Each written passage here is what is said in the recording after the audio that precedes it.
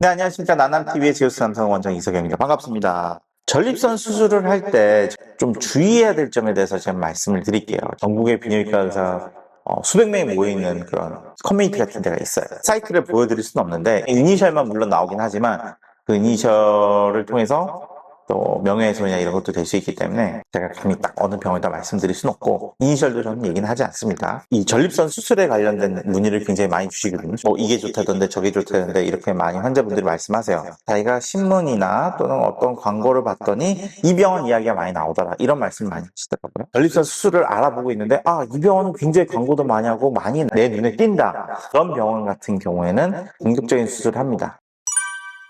서울 가서 수술하고 왔는데 나아지는 게 없다. 나아지지 않은 거는 그래도 괜찮아요. 더 안 좋아졌다도 있습니다. 더 안 좋아졌다. 특히 요즘에 나오는 다양한 전립선 수술이 있는데 제가 정확한 수술 이름도 제가 말씀드리는 뭐예요. 왜냐하면 또 수술 기급하는 회사들이나 이런 것도 엮여 있을 수 있기 때문에 물로 뭐 잘라내는 거, 뭐 증기로 하는 거 여러 가지 수술이 있습니다. 그런 수술들이 크기를 줄여주는 그런 수술들이거든요. 그런데 내가 어떨 때 이 수술하면 도움이 되느냐? 예를 들면은 내가 소변 줄기가 약하고 소변 볼 때 힘도 많이 들고 힘을 줘야 소변이 나오고 소변 나왔다 끊겼다 막 그런 현상이 있을 때는 이 수술들을 하면 도움이 될 수 있어요. 소변이 너무 자주 나온다. 소변 다 보고 이게 털고 나왔는데 좀 주르륵 흐른다. 밤에 소변 때문에 자꾸 깬다. 이런 것들은 이 수술을 한다고 해서 잘 나으리라는 보장이 많이 떨어집니다.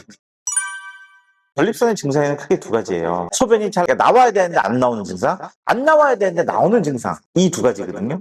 근데 이쪽 것들은 수술을 해서 잘 치료가 될 수 있어요. 왜냐하면 입구를 확 열어주는 거니까 잘 안 나오는 걸 잘 나오게 할 수 있어요. 근데 얘는 요실금이 있다 막 이러고 있는데 확 열어준다든지 이런 경우도 악화될 수 있습니다. 방광이나 전립선 쪽이 예민해서 어떤 자극에 의해서 예민하고 이런 데다가 어떤 이물질, 클릭 같은 거 그런 것들 탁 박아놓으면은 그거 자체가 또 자극이 될 수가 있어요. 수술 후에 통증은 물론이거니와 자주 마렵고 이런 것들이 더 심해지고 야간요도 더 심해지고 그런 경우가 있을 수가 있습니다. 그런데 이런 분들이 병원에 가서 크게 컴플레인을 하지 않아요. 지금 이게 실손보험이랑 엮인 게 많아요. 그냥 약으로도 잘 조절되는데 실손보험을 쓰면 거의 공짜로 수술할 수 있다 이렇게 얘기를 합니다. 그 솔깃하죠? 공짜로 수술할 수 있으면 내가 이 약 먹는 것도 안 먹어도 되는데 심지어 돈을 주고도 합니다. 환자분한테 돈을 주는 거예요. 환자는 예를 들면서 1,000만 원씩 카드를 긁었어요. 실손보험사에서 거의 1,000만 원 가까이 나옵니다. 그리고 병원에서 한 100만 원 정도 줘요. 수술했다. 그러면 이 100만 원 어디서 나온 거냐? 병원에서 1,000만 원 결제했잖아요? 병원은 1,000만 원 수익이 났는데 거기서 뭐 이거저거 하고 100만 원 이쪽 환자한테 주는 거죠.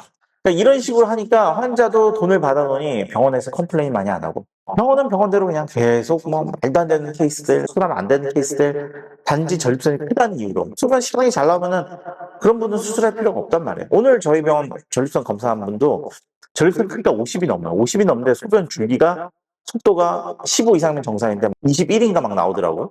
이런 분들은 크다고 해서 수술할 필요가 없는 분들이거든요. 약만 먹어도 전립선은 작아집니다. 근데 이런 분들까지 병원들 입장에서 타겟이 되는 거죠.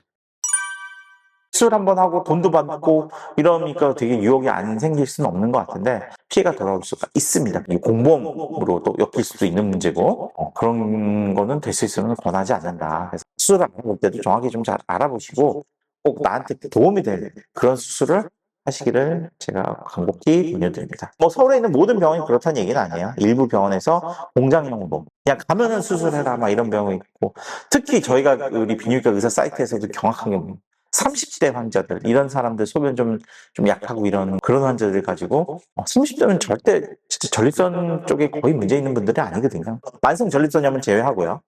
근데 이 전립선 비대증으로 이거 수술하면 나중에 오줌 질질 샌다, 오늘이라도 빨리 해야 된다, 막 이렇게 해서 수술하는 경우가 실제로 있습니다. 그런 병원들 수술대 위에 눕기 전에는 반드시 한 곳이 아니라 이곳저곳 여러 군데를 돌아다니면서 정확하게 이 수술에 대해서 한번 알아보시고 하시는 게 좋을 것 같습니다. 이상 영상이 도움이 되셨다면 구독과 좋아요 부탁드리겠습니다. 감사합니다.